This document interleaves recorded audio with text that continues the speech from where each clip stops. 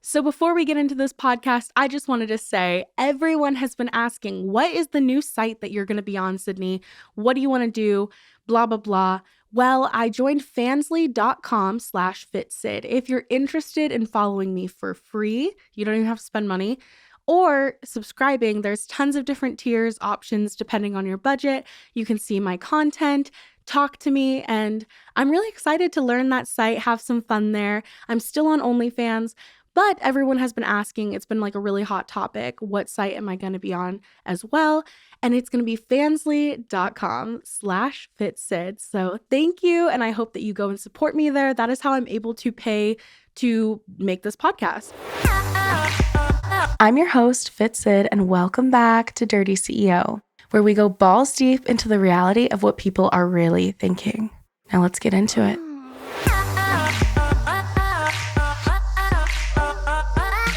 Dirty CEO. Hey everyone, and welcome back to Dirty CEO. It's your girl Fitsid, and I'm here with my beautiful friend. Introduce yourself, babe. Hello everyone, I am Breana Khalo. I'm super happy to be here. I'm so excited for you to be here too. Okay, first of all, you guys, she's been in the industry for about 3 years, right? Yes. How did you even get in? Woo, okay, so before I was a quote-unquote influencer. I don't know how you want to call it on Instagram model, whatever. Yeah. Did you mainly post like sexy pics or what was your post? Yeah. It was mostly body positive. And I've got published about a few magazines before and stuff like that. So Fan Center reached out to me. I'm pretty sure it was when they were like booming. And they're like, oh, we want influencers. 3 years ago they were. Yeah, they were booming. So I guess they were hunting down influencers and like, join my platform, you can make money, blah, blah, blah. And I'm like, how do you make money? Like, I had no idea store was a thing. Like, I knew about, but like, I didn't know you could make money from Snapchat and like stuff like that. I was oblivious. And so I emailed them back like, oh, I read about your website, but I really don't understand it. Like, how do you make money off of this? And they're like, well, we're going to have a panel on XBiz. Do you want to come? I see that you're local. You're in Miami. The event is in Miami. And I'm here like sketched out. I'm like, I guess I'll go if I don't have to pay. Like, I'll go. And I was thinking like, it would be cool because, I know I'm going to see some of the masturbate to. And maybe I can interview them or whatever. So you knew it was like adult content? Yeah. I had no plans. Like, I'm just going to go see what Fan Center is about and then see what the event is about.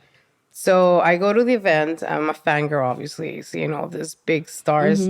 And I like the environment. I feel like it was the very first time in my life where I didn't feel like an outsider. Like, I totally get right? What you mean. Like, I'm like, wait, I can actually be myself. Because I've always been very... honestly, I'm... wear what you want without people being like, oh my God, she's wearing that. Yeah. And I feel like this community is a way more inclusive than any other community. Like, if I want to have my belly out, no one's going to judge me for it. If my want to come out, my rolls, whatever, and fishes are like normal, it is a place where you can be you. You can embrace everything. You can embrace everything. So I feel very comfortable. Then I met I'm not gonna name her, but we dated briefly, and she insisted, like, listen, like, you're gonna make really good money as a BBW, and let me teach you, how to do this. And she hooked me up with Plumper Pass. Yeah. I shove her Plumper Pass, shooting for now that I'm older in the industry, shooting for, platforms like that is good for exposure, but it's not really where the money is at. So how much were you paid, if you don't mind? $600. Yeah, because people always ask like what the rates are, and I think what people don't realize is like depending on the company, you could be paid less, more, and BBWs aren't like they're becoming a little more sought after on like certain sites. Like Brazzers had Sophia Rose, but at the same time, like a lot of them don't have big tummies. And Plumper Pass is like a BBW site. It is really the only site that and Jeff's models. But I don't Right, even, but I don't, they yeah. have mostly petites on, like, the Oh, smaller BBWs than Jeff yeah. models, and Blomberg has super BBWs, Yeah. everyone, all kinds of Yeah. BBWs. Funny thing, I was actually offered $400 at first, and my girlfriend was like pissed, Yeah. like, no, you're not, Yeah. like, Yeah. no, and I had no idea. I'm Yeah, like, because I'm you're new, new. That's why people always yeah, ask like what the yeah, rates yeah. are. I have no idea. Like for me, $400 was a standard. I don't know. It didn't seem like a lot of money, but it's $400 I didn't have in that moment, so I'll take Right. it. So she, spoke to the owner and he's like, "F that you're not doing my girls like that." And that's when he's like, "Okay, it's $600." But like now that you're older in the industry, you're like, I wouldn't even need to get paid. I just want the exposure because the money's not worth it. Yeah. But anyway, that's I have a taste of Plumper Pass and having your makeup done and like I've always liked being watched while so it was very Me arousing. too. Yeah, it was a very arousing experience. Like I'm being recorded and I'm this super hot Dominican tall guy with a big and like it was just awesome and I can make money off of this. And it took me a couple months to figure out really how to profit from, because obviously I had a fallout with my ex-girlfriend and so I was really alone, like so you kind of were pushed into it, and that, not pushed in a bad way, but and I put lost into my it. Instagram, which was my only way of telling people I'm doing this now. I had no way of doing it now because I got taken down probably like a month after XBiz. Wow. So that's how I started it. It was just, meeting one of my favorite stars. I fell hard for her and she hooked me up and, convinced me to start. And if there's one thing I regret is not doing it when I was younger. Like, honestly, I would have started this a long, long time ago. And it's interesting because I started basically the moment I could start. And for me, I'm like, I'm curious what I would have been like if I would have started later, like as a person, because I feel like it changes you. Do you feel like from the beginning to now you're a different person? In many ways for good, in many ways for bad. What do you, if you care to share, what's the good and what's the bad? Becoming your own boss gives you confidence and freedom that you don't enjoy when you have to work for someone else. You make your own limits. Like if you want to do it, you do it. If you don't want to do it, you don't do it. And that helped a lot in my mental health. But on the downside, it's so much to deal by yourself, especially when you're first starting, where you don't have the means to hire people to help you. Well, and like it's like you're lost. Yeah. You figure it out as you go. And you gotta mess up sometimes. I have messed up big time. Same here. Big time. But again, it's just an industry where I feel welcome. I feel like I can be myself, and it's obviously rough. It's a very cutthroat industry, but if you're on your there's nothing that can stop you. What do you think is the bad? It has changed how I feel about a lot. Explain, because I agree. I make that statement all the time. Now I'm curious what you think. I've always been very emotional and intellectually attracted to people more than physically. But it gets to a point where I feel that I don't have to have sex with you to be with you. And it's a completely opposite from what they think, because now to me, sex is not the ultimate show of love. It's like, I want that deeper connection. And here's the thing, I could have sex with all these people on camera. But if I come home to you and we get to lay there and talk about life and go and make memories together, that's so much more real, quote unquote, than anything else I experience with other people. But I put myself in their shoes, because coming from the other side of the industry where they're not exposed to this 24/7, really is the ultimate, you know, part of intimacy and affection. Also, I escort too. Yeah. So it has made me feel about my body differently in a way where if you're not adding money to my pocket, Yeah. I feel like it's a waste of time to have sex with you. Yeah. So now I just don't have it because, Yeah. like, if you're not paying me, like, I'm not wasting my time. How did you get into escorting? And in the beginning, was it hard to like start and then like have that mindset change? Because I know for me, when like I don't escort, but I feel like if I'm like gonna f someone off camera, I feel the need to film it. Like I feel like I need to get something out of it.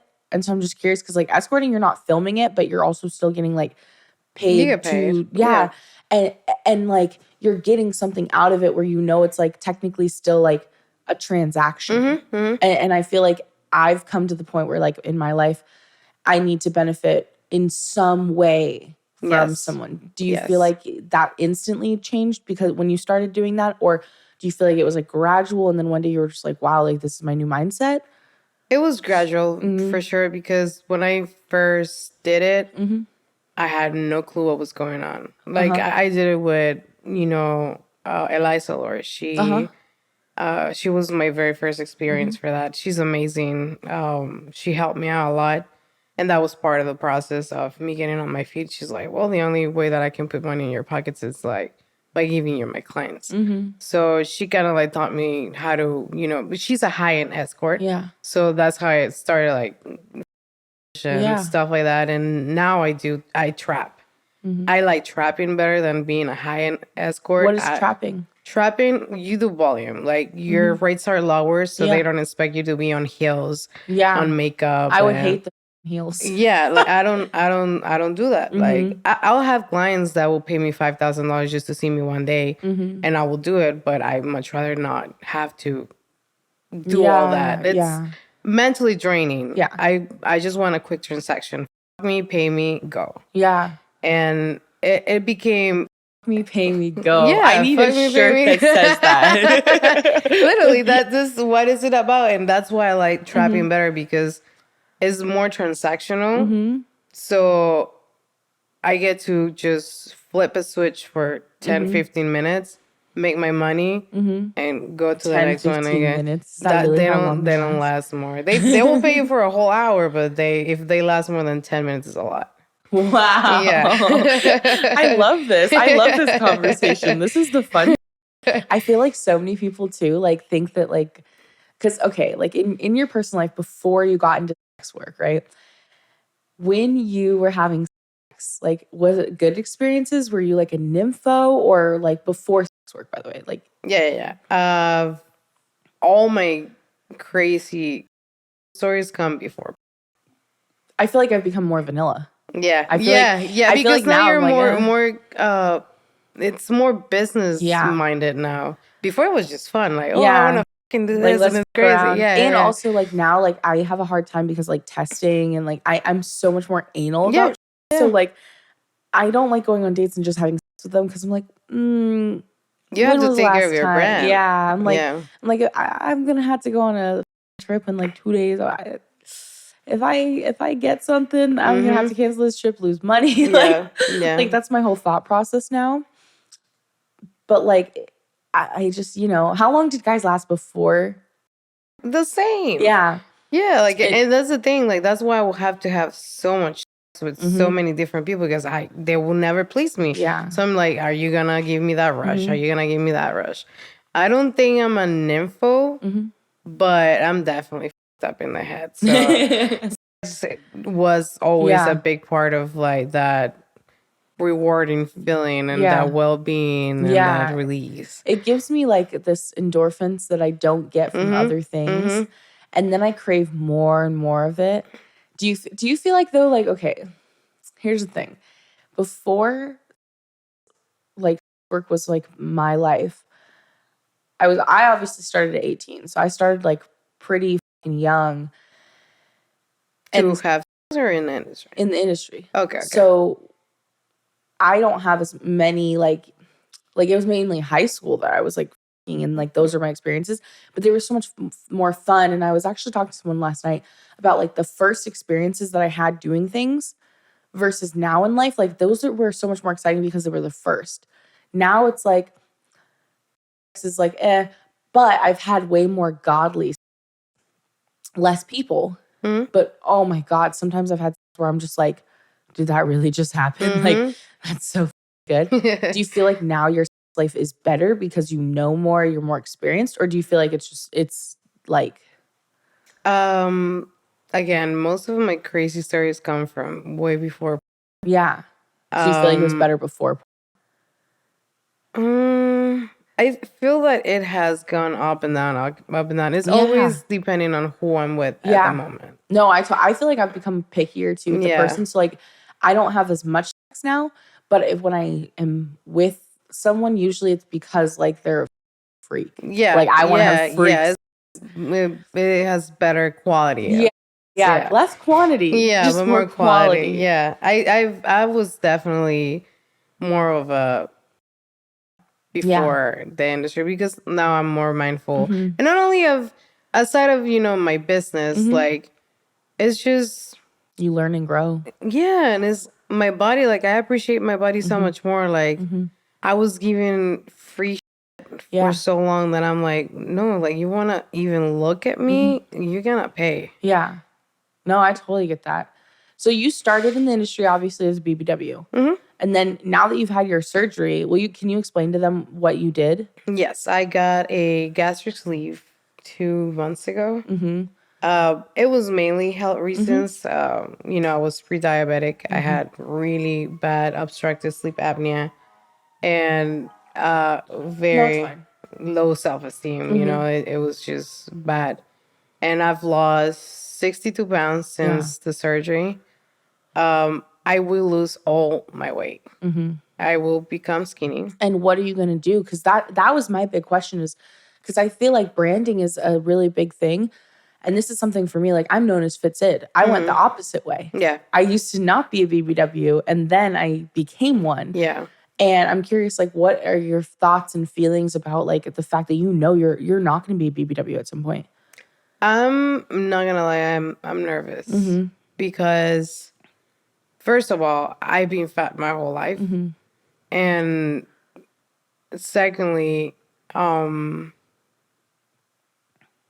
they know me for so long, even before the industry, as this chubby, bubbly person that not even I can see how I'm going to be when I'm skinny. Like, I feel like I'm going to have to rewire my brain to love the new body too, because I'm so comfortable with who I am right now that I just hope that they can see that I'm happy.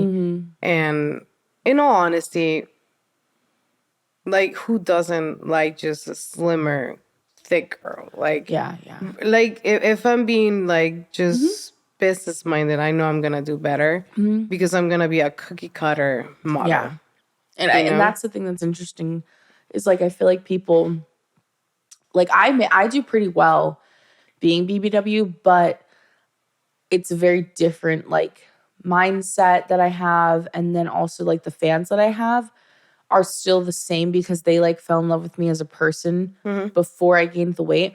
But like, I've been working out and like trying to lose weight again. And I'm like curious because like, you probably will have loose skin too. Yeah. Yeah.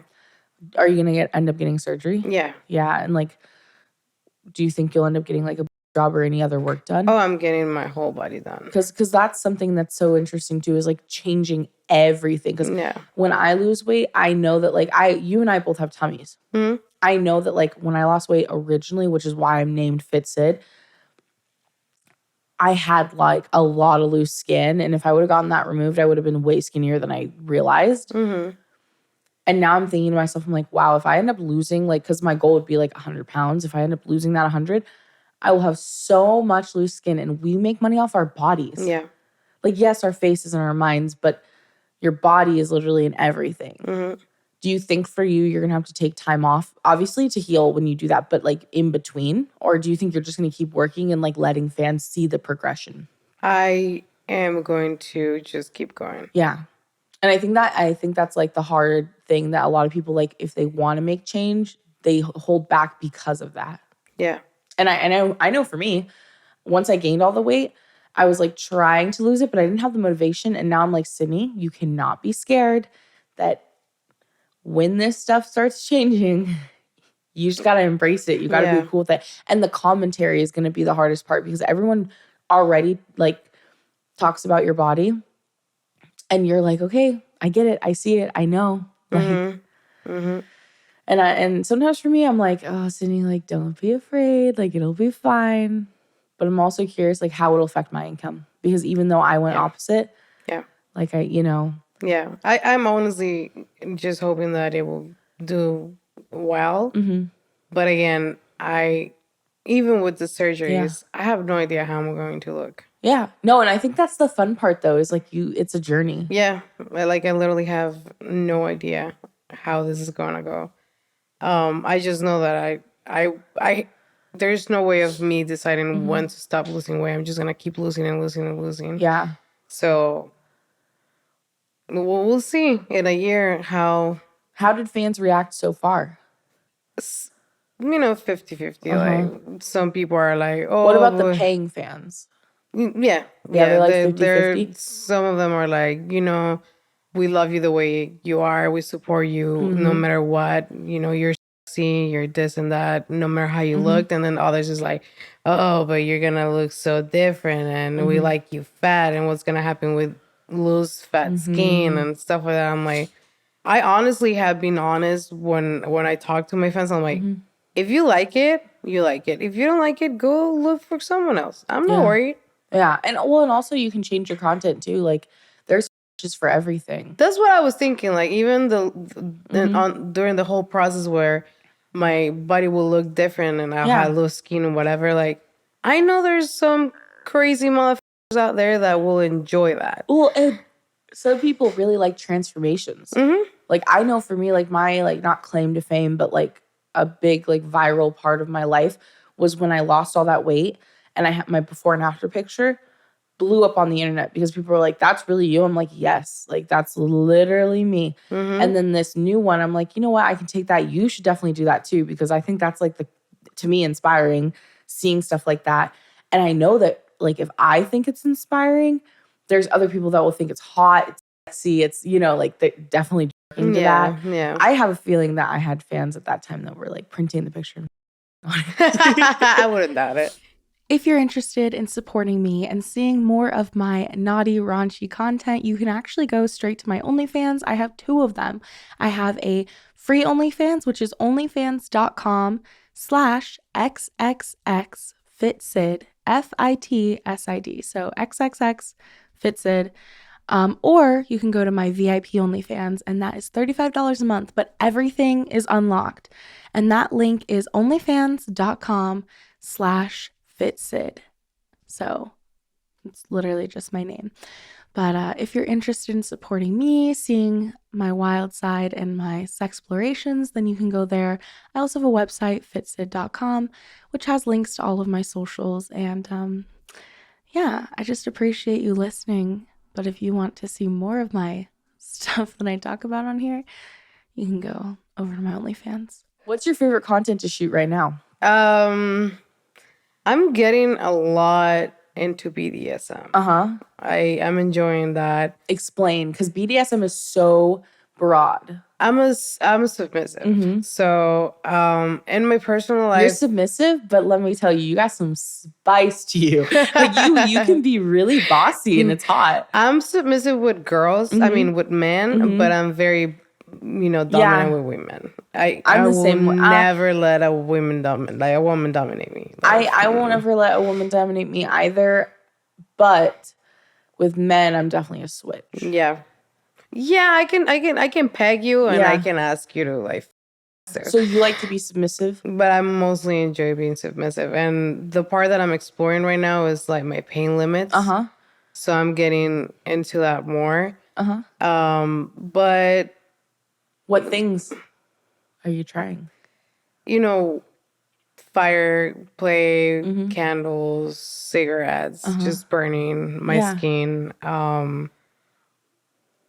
temperature, like ice and stuff like that. Anything that Do you is get tied really... up when you do this, or do you just let them like? No. I get usually blindfolded. I have no idea when it's coming and stuff like that. So it turns me on so much. How does the cigarette burns feel? Really good. Because that's something for me. I'm not really like a pain, like okay, that's another thing. Before, I used to be so into getting like the beat out of me. Like literally, like my friends would be like, Sydney, that was like really intense. Like, they were like, they would like be listening, or like I'd leave the door open while I'd be this random dude, and like, when like you just vibe, you can just do shit. Mm-hmm. They'd be like afterwards, like, Sydney, I have never heard someone sound like that before. And I'm over here like, I loved it. And they're like looking at me and they're like, you have a like mark on your face. And like now no one can slap me in the face. You know what I mean? Like I don't like it. But I don't know if it's like because I've experienced other things I like way, way more, or if I've just changed as a person during. Like, did you like pain before? Yes. Yeah, see, and for me it changed.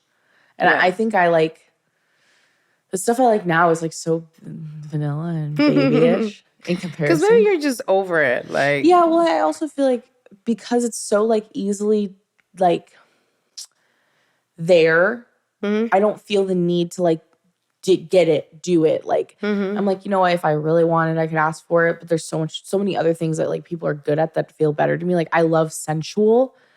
And that wasn't something I really got before I was in the industry. Yeah. Because most people like aren't good at that. And everyone in and this that's has one the of the things I enjoy about Yeah. BDSM, the aftercare. Yeah. Oh. What aftercare do you get? I like being caressed and like coddled up and told that I'm a good girl, that I did well. Like just reassure me that what I just went through wasn't, pleasurable or good, or because you can go into a dark place sometimes when you do BDSM mentally, where your mind is in shock after all that, and it can be traumatizing. Yeah. That's why aftercare is so important, and I enjoy it a lot. I think that's one thing too that I love about like working with people who are in this industry. They understand the form of aftercare. I don't get it during a lot of the shoots because I don't need it, but everyone pretty much gets it. Like if you do need it, they'll shower with you. They'll do whatever. Like if you say, hey, can we just sit on the couch for a second and just chill? Like it's a really nice feeling because you don't feel stupid or silly for asking for what you need. Yeah. And I feel like when I was like on Tinder and stuff before I got into, I felt stupid if I got sad after they like me and left because I felt like my feelings weren't valid. Yeah. When now I look back and I'm like, I was so valid for wanting them to snuggle me after they were inside me. Yeah. But like the culture of hookup culture has taught you that like you're not supposed to be able to like have feelings, even if you don't have feelings for them, you just have feelings of being a human. Because I know I hit the high and I'm up here and I'm like, oh yeah, I just so good. And then I hit that low of like, oh wow, they're gone. Like, and it makes you feel like, yeah. Does that happen to you? Like, not often, used but to. yeah, It used to, but not anymore. I feel like that's a learning thing too. Like you have to learn how you get affected. Because I have some friends who love them to death. Like one of my best friends, she so much, and she always is like so happy. Calls me after, tells me all about it, and then usually I'm like, oh damn, I him too. Like it's so bad because being on dating apps, like we match with the same guys, but then she like feels that high and then feels the low because she doesn't ever perform aftercare because she's not like very like experienced in certain ways. And like I've kind of like told her like, yo, like you need to like she like in her car, like doesn't even like go to their house or anything. And I always tell her, I'm like, the experiences that are good where you always feel good after, it's because you went to their house and like you slept over or whatever you needed, because she doesn't like usually perform that, or like she gets used to like our. And I just asked myself, I'm like, how did we get to this point where like we're accepting? Yeah, this is a norm. Yeah, because she's so like normalized to like having in her car and then them just getting in their car and driving off. Yeah, which like sometimes that's fun, but like then she like is always in a bad mood or a funk and feels bad about herself. And I'm like, maybe it's an aftercare thing. Yeah. And I feel It can make a like, difference. yeah. Because at the end of the day, you wanted the hookup, but you have to then mentally calm down from what you just did and not feel guilty or bad or sad. Which is the interesting thing about how our mind works in sex and stuff. Do you think that did you think you'd ever get into? Yeah. Yeah. Are you like open with your family and friends about it? I've always been, yeah. Yeah. I wasn't supported at the beginning. Now they came around or no? Yeah, because They had to or? more than they had to. I've always been the main provider for my family since we moved to the States. Yeah. Where are you from, by the way? Mexico.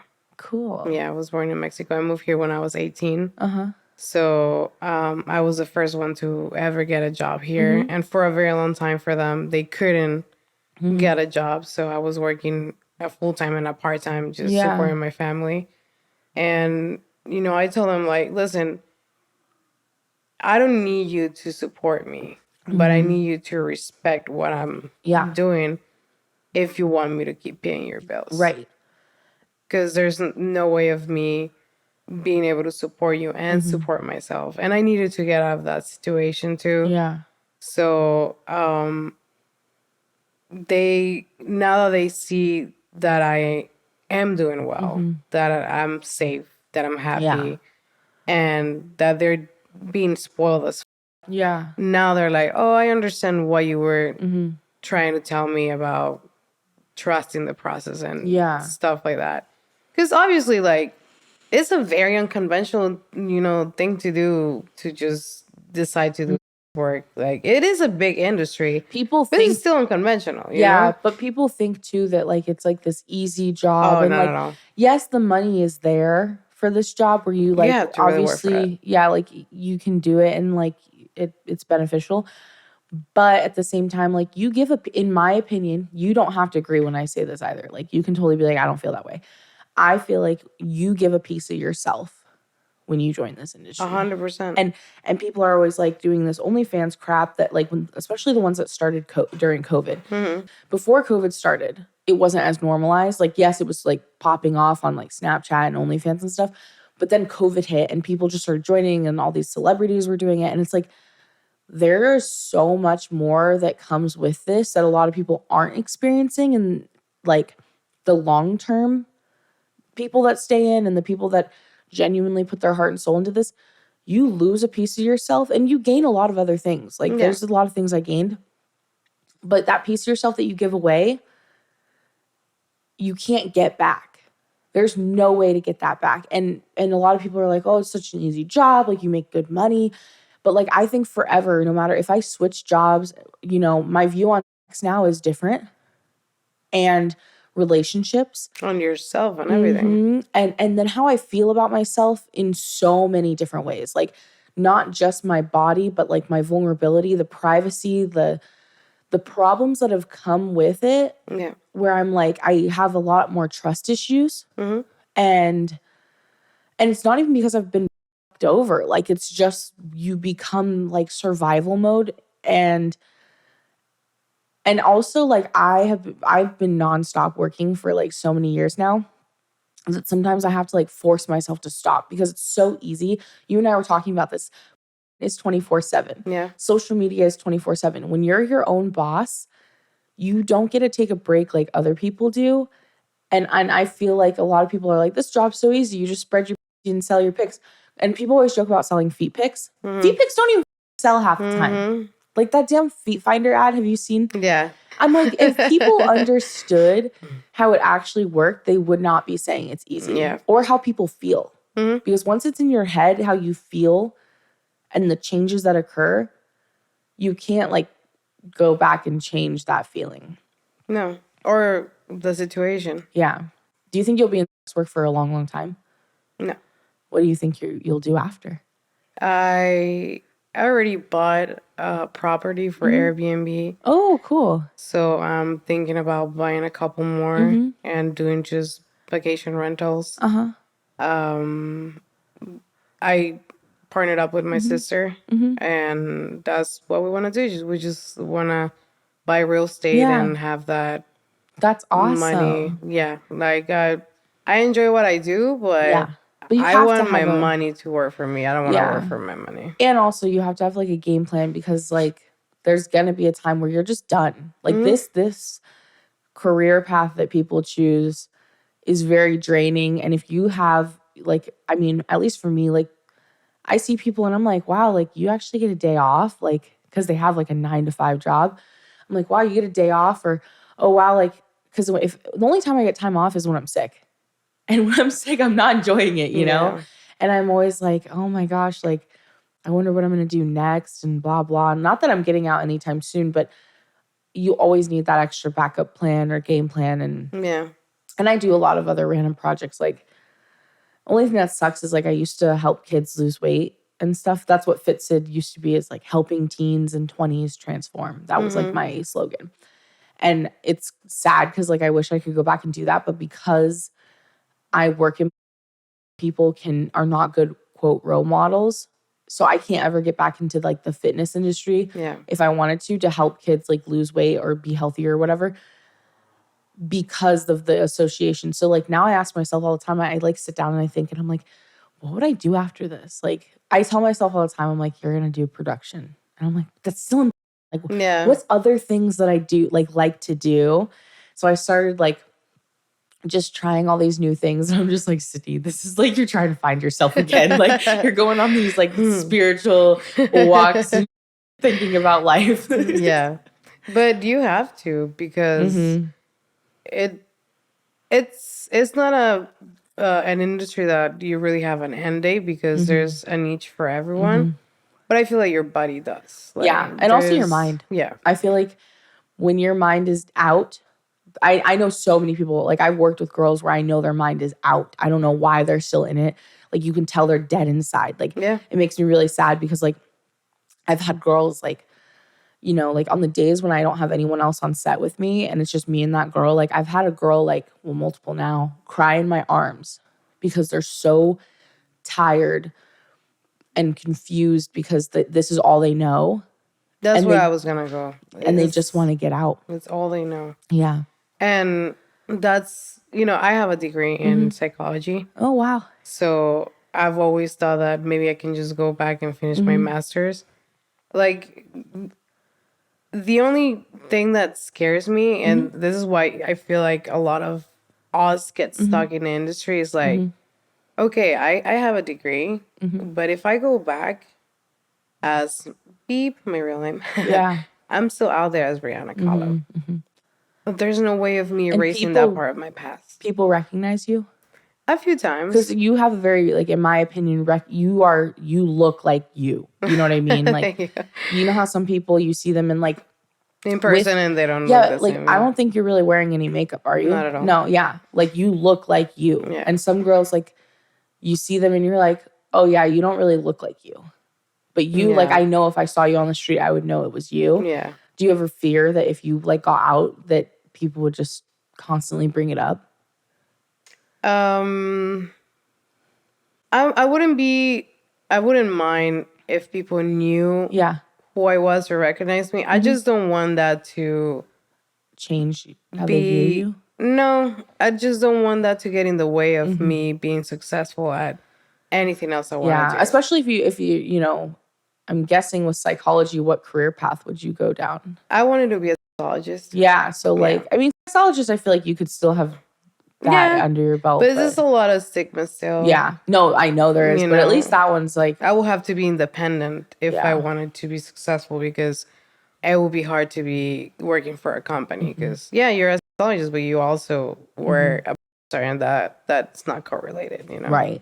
Well, and like, I feel like the respect that people have for isn't like, we're acting. I don't know if you've seen, do you ever watch like when you go on Hub, there's adult time, but there's like a specific, oh my gosh, adult time is like the main brand, but then there's like it's like darker editing and it's like taboo. I think I know which one you're talking about. Yeah, I you know forgot what I the name, mean? but yes. But they're always acting, like legit acting, and they're so good at it. Like I'm over here just like, wow, that storyline was so great. Right. But I tell myself all the time, I'm like, people don't understand. Like you have to have a lot of skills. Like you yourself are literally your own editor, you're an actress, social media manager, uh, stylist, a lot of time makeup artist, like all these different things. And then like you're probably doing like keeping your receipts, so you're your own bookkeeper. Mm-hmm. And it's like people do not understand how many hats you wear in this industry to be where you're at, you know? Yeah. And you're probably your own PR person. And Yeah. like for me, it's just like I think about how people don't give respect to people in this industry, but they don't realize like literally you could take us and put us in a different one and we'd be able to handle it Yep. because we do so much. Same with influencers. I wonder what's going to happen in like 10 years because this right now is like everyone wants to be a TikTok star, everyone wants to be this. What kind, like, are you going to have respect at that point? Like being like, oh yeah, I did TikTok for 10 years. 10 years from now, they're finding a different job. And I'm like, I wonder how that's going to be viewed too. Yeah. Yeah. That's why I admire those TikTokers that branch out Yeah. and start doing all the things. I'm like, yeah, that's exactly why you use a platform to get where you want to get. You don't Yeah. get stuck in a place. And that's why I don't see myself in forever because I'm doing this as a avenue to get where I actually want to get. Yeah. Like, don't get me wrong, I enjoy it. I have fun, but I just don't see myself in the industry for like 20 years at all. Yeah. So you're monogamous. Yes. What do you look for in someone? Like if you had to describe your ideal life partner, what would you look for? I like mental stimulation. Uh-huh. I want someone that I can talk about absolutely anything, dumb or smart. And you can keep up the conversation and keep me excited. Yeah. I like people that, have the intelligence and, I think intelligence is so it's very attractive. Yeah. It is very, very attractive. There's like a part of it when you can have a conversation, they actually can hold the conversation and add to it. Yeah, and teach you something. Yeah.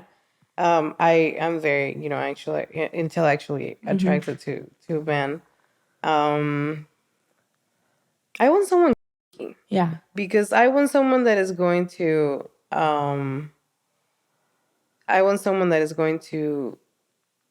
try new things with me. Because boring can be boring if you keep doing the same thing. Yeah, and over and over. Also, and over. like if I feel like it's such a broad term, and it's the perfect term in my opinion for that choice because for me, like he could be literally anything. Whether you're going on a date night and you just flirt with each other and tease each other all night, nothing like super wild, but it's like that flirt is so hot and people forget to do that. Like I know so many people who they tell me all the time, they're like, oh yeah, like I don't do that with my man anymore. I don't give him massages. And I'm over here like, man, that sensual stuff is like what I crave. Yeah. And you're good at that. Just so everyone knows, you guys, she was like touching me. We also have a scene that we just filmed earlier. And she was like touching me. And the whole time I was like, oh, this feels so good. And I feel like sometimes people forget like those little things are. Yeah. And like the crazy stuff too. But like is so broad. One of my favorite things with my current partner is he's very open. But he knows, like I've explained to him what kind of like love language I have. So when we're having sex, he's like, oh, you're so beautiful. You're this and that. And I don't get that anywhere else. Yeah. So, and that's key, like you're fucking me. You're telling me that I have pretty eyes and shit. Yeah. No, it really is. It's like, it's nice that to have someone that is willing to listen to you. So that's also very important. Yeah. But I look mainly for that. Someone that is smart and confident. I think, yeah. I think too, like the cool thing about this industry is it opens you up to what you really like. Yep. because I feel like sometimes people are like, oh, I want this, but in reality they don't. Because once sex doesn't blindside you, you see really what matters. Yeah. Like I love, but at the same time, I need someone that like I genuinely can go out and have fun with. Like I love to adventure and I love to like off-road and all that. And I love to travel. And I need someone who will let me have the aisle seat because I'm claustrophobic. I know. I can only do aisle. I cannot do window. Yeah. I cannot do window. I tried sitting in the window with one of my friends, and because we had the middle seat open, thankfully, and I was like, oh, okay, I'll try the window. 5 minutes, and I'm like, switch with me. I can't do it. Listen. But like, I need someone that I can travel with and have a really good time. Like, I want them to be able to, like, I get to sit in the aisle, and like they're very like accommodating, and also like I love to in like new places. Like one time I was in Kauai and they have this hotel that's abandoned, and I was like, you won't go in there with me. And literally we explored I love exploring like abandoned places. We explored that whole area, and then we made a whole movie in it, and it was just so fun to me because that's like the part, because I was like, I got to explore and laugh and like be excited about seeing something I didn't ever normally see. And then I was like, okay, like let's here. So crazy. And like I also need someone that's easygoing. Yes. Because I feel like I know what I want. And if someone else knows fully like what they want, we butt heads. So if someone's easygoing and like understanding of like, oh, like City wants to do this, like cool, like let's do it. Like I can compromise and do things they want to do too. But I love having someone who like doesn't try to control the whole situation and like move me where I, you know what I mean? I like empathy a lot in a person too, especially because of my mental health. Yeah. Like I can be a lot to handle. So I want someone that is not going to take it personal when I'm going through my funk. It's very important also that. Do you feel like you need to date someone that's positive, or do you think if they have mental health problems too, that like you can handle that? Because I don't know if I can handle other people. It depends. It depends because I have mental health issues, obviously, but I'm the kind of person to take care of myself. I don't let it get too bad. I go to therapy. I take my meds. Yeah. I take time off. Like, my mental. Sometimes we take it for granted. We think that is because it's in our head that we don't have to take care of it as much as we do to the rest of our body. Like, if you had a UTI, you will go to the doctor and you will take care of that. You wouldn't just say like, oh, I'm gonna write it out. Yeah. And that's not how you can treat your mental health. So I need someone else that takes their mental health as seriously. Yeah. That's all for me. I need someone that'll get me out of the house. Like when I'm having a bad day, like if I change the scenery, if I have someone that understands that and is like, let's go get iced tea, like that helps my day so much. And like, but most people I go for are usually like so sensitive. Like I love sensitive men and women that like empathy is like really big, but the sensitiveness is so great because like I'm a sensitive girl. Like I come off like super confident, super like sometimes whatever. And it's so funny because in reality, I'm probably the first person to cry and I literally will take everything personally. And so someone like can see that and be like, no, baby, it's okay. Yeah. Like, I love that. I find that to be so attractive. Yep. I definitely need empathy to be comfortable with you. Yeah. I do. I'm just so glad that you were on this podcast. Me too. I had a lot of fun. Yes. And if you guys want to see our scene, you can go to either of our OnlyFans pages. Do you have many vids too? Yeah, I'm everywhere. Yeah, she's literally on everything just like me. I'll have all her links down below in the description. But can you tell them where they can find you? Like, what's your most favorite site? Depending on what side of me you want to see. If you want to see my naughty side, you can, find me on OnlyFans, Twitter, and any tube site. If you want to see more of my personality and really get to know me, Instagram, TikTok will be the place to be. Although I do share a lot about who I am in my OnlyFans. Like they get the first view. What's your OnlyFans link? It will be Khalovers, which is KHALOBERS. Hell yeah. And I'll have it linked down below too, you guys. Thank you so much for listening. Thank you so much for being on. No, thank you. And just remember, you guys are always somebody's type. Have a great day, great night, great week. Sydney out.